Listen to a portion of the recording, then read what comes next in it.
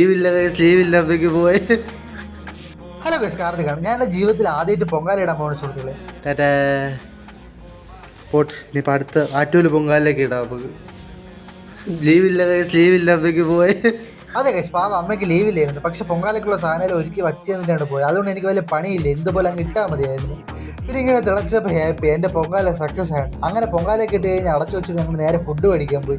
വലിയ തിരക്കില്ലായിരുന്നു, എന്നാലും തിരക്കുണ്ടായിരുന്നു. അവിടെ നിന്നപ്പോൾ താലപ്പൊലിയെ കഴിഞ്ഞ് പിള്ളേരെ തിരിച്ചു കൊണ്ടുപോകണമാണ്. അങ്ങനെ അതും കണ്ട് ചോറും മേടിച്ച് വീട്ടിൽ വന്നു. അങ്ങനെ കുറച്ച് നേരം റെസ്റ്റ് എടുത്തപ്പോൾ നേദിക്കാൻ പോറ്റി വന്ന്. അങ്ങനെ നേദിച്ച് ഫസ്റ്റ് പ്രസാദം രുക്കൂന് കൊടുത്തു. പിന്നെ ഞാൻ അത് കഴിഞ്ഞ് ജോലിക്ക് പോയിട്ട് വന്നോണ്ടേ അമ്മയും കഴിച്ചു.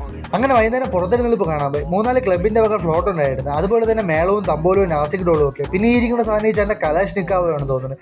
ഇത് വെച്ചൊരു വിളയാട്ടം തന്നെയായിരുന്നു അവിടെ. പിന്നെ അതൊക്കെ കണ്ട് പയ്യന്മാർ ഡാൻസ് കളിക്കുന്നു. പിന്നെ ഒന്നും നോക്കിയില്ല, ചെറുതായിട്ട് ഞാനും കളിച്ചു. ഇതിൻ്റെ ഇടയിൽ എന്നെ കാണാൻ പറ്റുമെന്ന് അറിയില്ല.